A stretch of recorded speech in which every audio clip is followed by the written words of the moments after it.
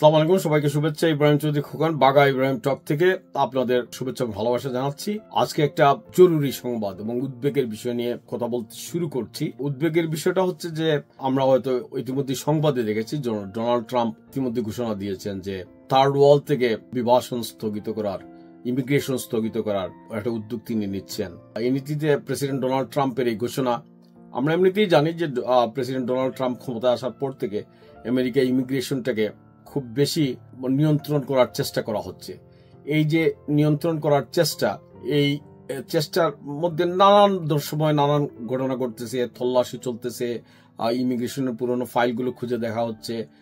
এইসবের বাইরে হঠাৎ করে যে ঘটনা ঘটলো গত বুধবারে হোয়াইট হাউসের সামনে একজন গুলিবিদ্ধ করে দুইজন ন্যাশনাল গার্ড, মাত্র 1-2 দিন আগে প্রেসিডেন্ট ডোনাল্ড ট্রাম্প বলেছেন যে ন্যাশনাল গার্ড মোতায়েন করা হয়েছে ওয়াশিংটন ডিসি, যেটা আমেরিকার রাজধানী। সেখানকার আইন শৃঙ্খলা পরিস্থিতি খুব ভালো, নির্বিঘ্নে এখানে সবাই হেঁটে যেতে পারবে।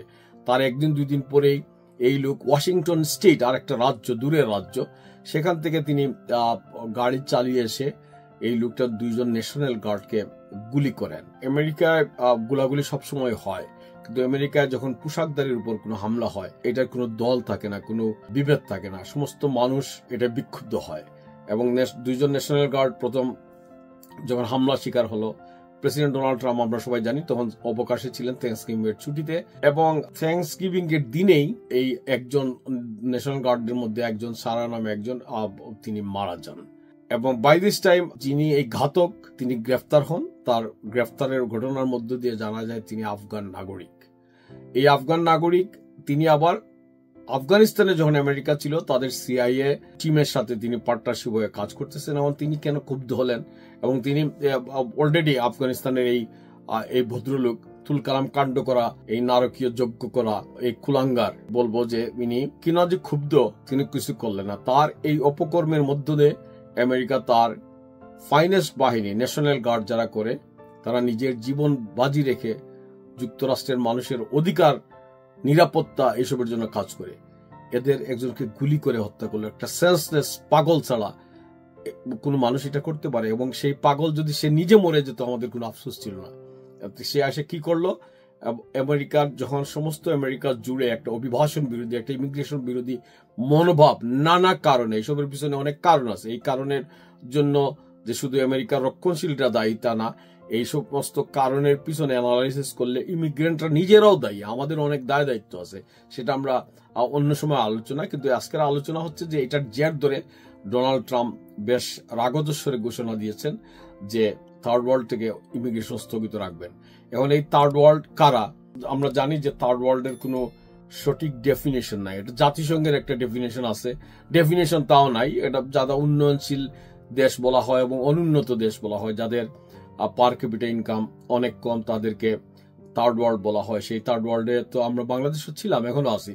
এখনো বাংলাদেশ থার্ড ওয়ার্ল্ডের অবস্থাতে বাইরে নাই। কিন্তু এখন কি এটা বাংলাদেশ কি এর আওতায় পড়বে, আমরা ঠিক জানি না। এটা ডোনাল্ড ট্রাম্প বলেছেন, তার কোনো লিখিত নির্দেশ এখনো আসে নাই। এবং এই নির্দেশ আসলে এটা কিভাবে কার্যকর হবে, কাদেরকে থার্ড ওয়ার্ল্ড হিসেবে সংজ্ঞায়িত করা হবে, এবং এটার জন্য অবশ্যই কংগ্রেস এবং সিনেটের অ্যাপ্রুভাল লাগবে, আইন হতে হবে, এবং এই সমস্ত জিনিসকে চ্যালেঞ্জ করে, ধরনের ঢালাও আদেশকে চ্যালেঞ্জ করে মামলাও হবে। এইসবই যখন ঠিক, কিন্তু আমরা এর মধ্যেই জানি যে ইতিমধ্যে 19টা দেশকে টার্গেট করে তাদের সমস্ত ভিসা তাদের স্থগিত করা হয়েছে। এই 19টা দেশের মধ্যে আমাদের বাংলাদেশের নাম নেই। আমাদের কাছাকাছি আফগানিস্তান আছে, মিয়ানমার আছে, তারপরে অন্যান্য দেশগুলি আছে, চাঁদ, কঙ্গো প্রজাতন্ত্র, Equatorial Guinea, Haiti, Eritrea, Iran, Libya, Somalia, Sudan, Yemen, Burundi, Cuba, Laos, Sierra Leone, Togo, Turkmenistan ও ভেনেজুয়েলা। এবং ভালো করে হিসাব করে দেখবে যে সব দেশগুলোই যে খুব গরিব এমন না।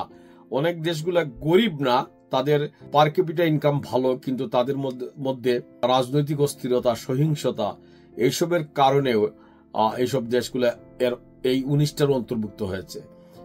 এখন আমরা যদি খেয়াল করি যে আমাদের বাংলাদেশের মধ্যে যে সহিংসতা, যে অস্থিরতা, এইসবের জের ধরে বাংলাদেশকে যদি এই ধরনের তালিকায় ফেলা হয়, আমরা নিন্দা জানাতে পারবো, আমরা অনেক কিছু বলতে পারবো, কিন্তু অনেক ক্ষতিগ্রস্ত আমরা হব।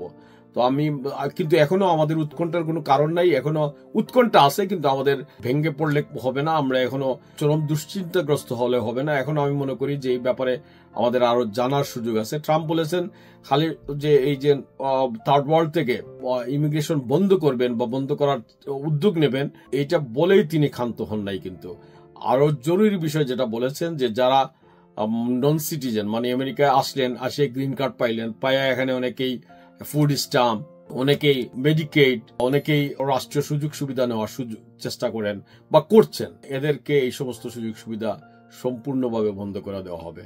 এবং এটা বলার অস্বীকার করার উপায় নাই, আমাদের ইমিগ্রেন্টরাই এই সমস্ত সুযোগ সুবিধা গ্রহণ করে থাকেন, মনে করেন এটা সরকারি। আমাদের বাংলাদেশি অনেকেই যারা নিউ ইয়র্ক বা মানে অন্যান্য জায়গা থাকেন, একটু খুঁজলেই দেখবেন তিনি আয়ও ভালো করেন, কিন্তু তার আয় তিনি সীমিত দেখান, তিনি আয়টাকে হাইড করে তিনি মেডিকেড নেন, মানে সরকারি যে স্বাস্থ্য সুবিধাটা এটা নেন, ফুড স্ট্যাম্প নেন, অনেকে আবার হোম কেয়ারের নামে নেন। এগুলো অনেকগুলোই প্রয়োজনীয়, অনেকেই হয়তো প্রয়োজনের খাতিরে নেন, কিন্তু অনেকেই আবার প্রয়োজনের খাতিরে না। আমি এরকম চিনি যার 2-3টা বাড়ি আছে, তিনি বলেন যে আমি তো ফুড স্ট্যাম্প নেই না, কিন্তু আমি এই আয়টা হাইড করি। কেন তিনি আয়টা হাইড করেন? স্বাস্থ্য বীমা পাওয়ার জন্য। স্বাস্থ্য বীমা পাওয়ার জন্য তিনি, তার মানে এই স্বাস্থ্য বীমার কারণে সরকারি এই মেডিকেড স্বাস্থ্য সুবিধা, মেডিকেল কার্ড পাওয়ার জন্য তিনি অসত্য তথ্য প্রদান করে তিনি সুবিধা গ্রহণ করেন এবং এটাকে অন্যায়ও মনে করেন না। কিন্তু এইসব কি মনে করেন যে চাপা থাকে আপনার একজনের এই অন্যায়, এটা সমষ্টিগত হয়ে দাঁড়ায়। সবাই মনে করতেছেন যে এটা কেউ জানে না, আমি ফুড স্ট্যাম্প নিতেছি না, কিন্তু আমি মেডিকেড নিতেছি, অথচ 2টা টাকাই এক জায়গা থেকে আসে, দুইটাই আপনি হয়তো অবৈধভাবে নিচ্ছেন অথবা খয়রাতির টাকা নিচ্ছেন। এই যে খয়রাতির টাকাটা গভর্নমেন্টের কাছ থেকে নিচ্ছেন, এটা আমেরিকার মানুষের ট্যাক্সের পয়সা, আমেরিকার নাগরিকদের ট্যাক্সের পয়সা। এবং আমি জানি এই সমস্ত করে অনেকেই আবার উনি মসজিদের সেবা করতেছেন, উনি প্রতি বছর ধর্মকর্ম পালন করার জন্য হয়তো তীর্থস্থান ভ্রমণ করতেছেন, কিন্তু এইটা যে অন্যায়, এই জিনিসটা করতেছেন। এখন এইসব জিনিস কি গোপন থাকে? না, এসবই সরকারের নজরে আছে, এইসবই তথ্য মার্কিন সরকার কি মনে করে যে এটা নাই? সবই তাদের খবরে আছে এবং এটাকে কনসিডার করে এখন ডোনাল্ড ট্রাম্প বলতেছেন যে এই সমস্ত নন সিটিজেন হল, যারা আমেরিকার সম্পদ এটা বোঝা হয়ে দাঁড়িয়েছেন, যারা সিটিজেন হন নাই, তাদের এখানে অবস্থানটা আবার পুনরায় বিবেচনা করা হবে। তার মানে তাদের ফাইল তলব করতে পারে। আমি আবারও স্মরণ করে দিচ্ছি যে আমেরিকায় জন্ম নেওয়া সিটিজেন এক জিনিস, যেমন আমি আমেরিকার সিটিজেন, কিন্তু আমি জন্ম নেওয়া সিটিজেন না। আমি এখানে পারিবারিক অভিবাসনে হোক, রাজনৈতিক আশ্রয়ে হোক বা কোনো ভাবে আসছি, আমার ফাইলটা যে কোনো সময় তারা তল্লাশি করতে পারে। আমি যদি কোনো মিথ্যা তথ্য দিয়ে, কোনো ভুল তথ্য দিয়ে, কোনো তথ্য গোপন করে এখানে আশ্রয় নিয়েছি বা এখানে নাগরিক হয়েছি, আমার এই নাগরিকত্ব যে কোনো সময় বাতিল হতে পারে।